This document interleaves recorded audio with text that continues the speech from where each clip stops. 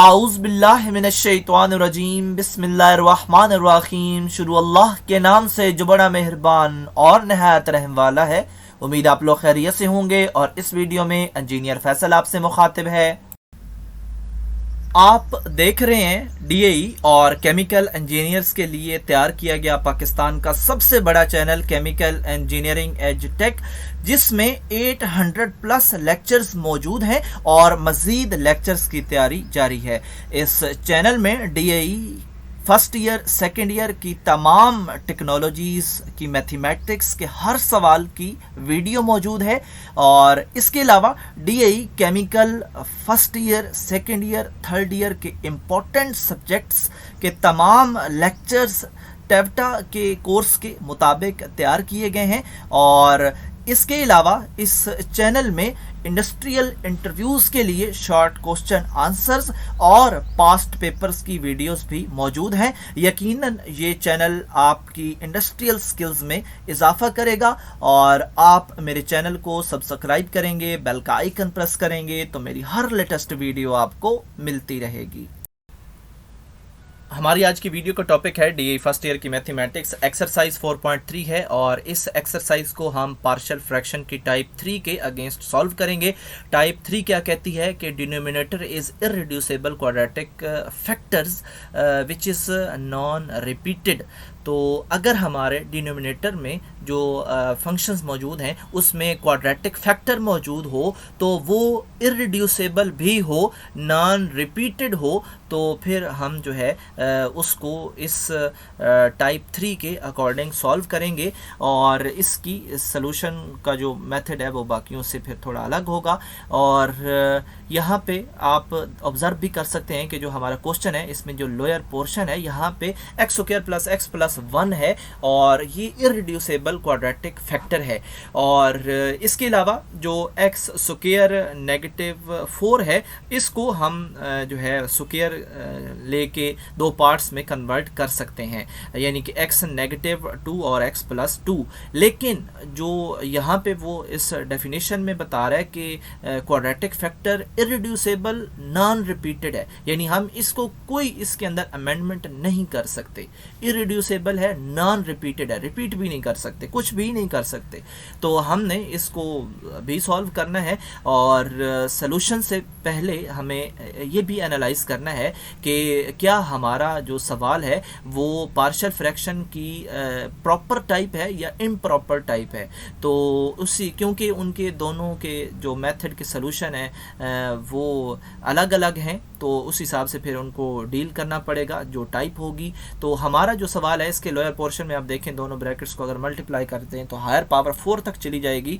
तो ये हमारा जो है हमारा फंक्शन है ये प्रॉपर फ्रैक्शन में आता है और ऊपर जो है वो जस्ट 1 पावर है।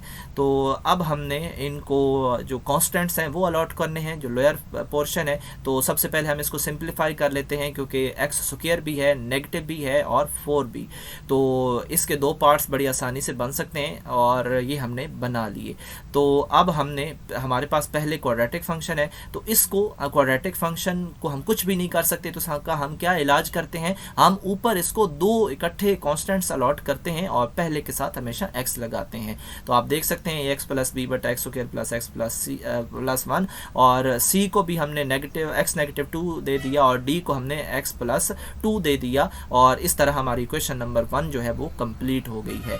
इक्वेशन नंबर 1 जब कंप्लीट होती है तो हम इसी इक्वेशन की लेफ्ट साइड पे आते हैं, उसका लोअर पोर्शन उठाते हैं और उसको मल्टीप्लाई कर देते हैं इस खुद की लेफ्ट साइड से भी और राइट साइड पे हर एक फैक्टर के साथ। तो जब लेफ्ट साइड पे मल्टीप्लाई करेंगे तो ऑफ कोर्स हमारे पास रह जाएगा 3x प्लस 7 और राइट साइड पे जब हम इस पूरे पोर्शन को उठा के पहले ax प्लस b के साथ मल्टीप्लाई कराएंगे तो नीचे भी देखना है कि कौन सी चीज़ उसमें से कैंसिल हो रही है। तो हमारे पास रह जाएगा x नेगेटिव 2 और x plus 2 x plus b के साथ। फिर इसी तरह ये पूरा पोर्शन उठा के जब हम सी के साथ मल्टीप्लाई करेंगे तो नीचे देखेंगे एक्स नेगेटिव 2 सेम निकल आएगा, वो कैंसिल हो जाएगा। तो फिर एक्स प्लस 2 और ये x square plus x plus 1 हमारे पास आ जाएगा सी के साथ। और डी के साथ भी इसी तरह हमने इस पूरे पोर्शन को मल्टीप्लाई करना है और नीचे देखना है तो एक्स प्लस 2 भी खड़ा होगा, उन दोनों को आपस में कैंसिल करवाना है और बाकी जो भी बचेगा वो हम इस डी के साथ आएगा और इस तरह हम हासिल कर लेंगे इक्वेशन नंबर 2। और जब भी हम इक्वेशन नंबर 2 हासिल कर लेते हैं तो दोबारा आते हैं इक्वेशन नंबर 1 के पास और देखते हैं कि इसमें कौन से कांस्टेंट के नीचे जो ब्रैकेट है उसके ना अंदर स्क्वायर है और ना बाहर स्क्वायर है। तो फिर हम उसमें से x की वैल्यू बड़ी आसानी से ले सकते हैं और उनको पकड़ के फिर हमने इस इक्वेशन नंबर 2 की लेफ़्ट और राइट साइड पे फीड भी करवाना होता है। तो यहाँ से हम दो वैल्यूज़ पकड़ सकते हैं। एक x नेगेटिव 2 को अगर हम इक्वल टू 0 करें तो x इज इक्वल टू 2 आएगा और इसी तरह x plus 2 is equal to 0 करें तो x की वैल्यू नेगेटिव 2 आएगी और इन दोनों वैल्यूज़ को बारी बारी हमने इक्वेशन नंबर 2 में फीड करवाना है और उसके अगेंस्ट हमें कोई ना कोई a b c d में से कोई दो की वैल्यूज़ मिल जाएंगी। तो इस तरह आप देख रहे हैं x is equal to 2 put करेंगे, सिंप्लीफाई करेंगे, c की वैल्यू मिलेगी और नेगेटिव 2 पुट करेंगे तो सिंप्लीफाई करने के बाद हम जो है वो नेगेटिव 1/12 हासिल करेंगे और आप यहाँ से ख़ुद भी कर सकते हैं।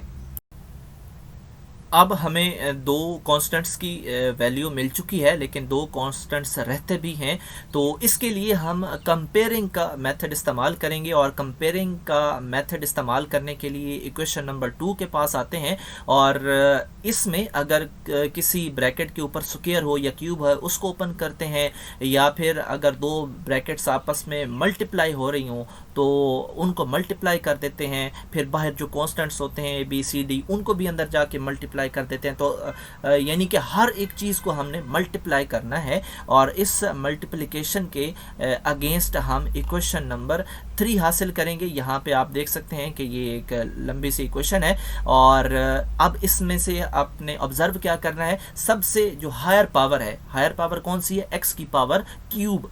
तो इसके जो कोएफिशिएंट्स होंगे इस इक्वेशन नंबर 3 के लेफ्ट और राइट साइड पे उनको हमने साइड पे करना है, वहाँ से हमें एक वैल्यू मिलेगी और फिर दूसरी वैल्यू हासिल करने के लिए हम इससे लोअर पावर जो x की पावर स्क्वायर है उसके कोएफिशिएंट्स भी उठा लेंगे और अगर फ़र्ज़ करें हमें कोई और वैल्यू चाहिए होती तो हम इससे पहले जो x की पावर 1 थी उसके कोएफिशिएंट्स उठा लेंगे।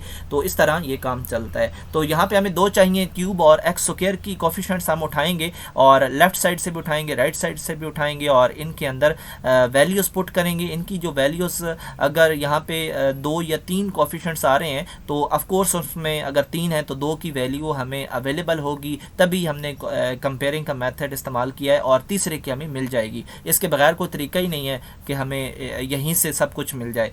तो अगर यहाँ पे भी 3 है तो 2 की वैल्यू अवेलेबल है, तभी हम तीसरे की निकाल सकते हैं और अगर 2 हों तो उसमें से एक की वैल्यू हर सूरत हमें ऊपर पता होती है, तभी कंपेयरिंग का मेथड जो है वो कंप्लीट होता है। तो यहाँ से भी हम 2 की वैल्यूज़ निकाल लेते हैं, जस्ट हमने यहाँ पे एलसीएम लिया है, सिंप्लीफाई किया है, इसको कोई बड़ा काम नहीं है। तो ए और बी की वैल्यू भी यहाँ पे निकल आई हैं और इनको उसी इक्वेशन नंबर 1 में जाके जहाँ जहाँ पे ए बी सी और डी हैं वहाँ पे इनकी वैल्यूज़ को फीड करवा देना है और यही हमारा आंसर है।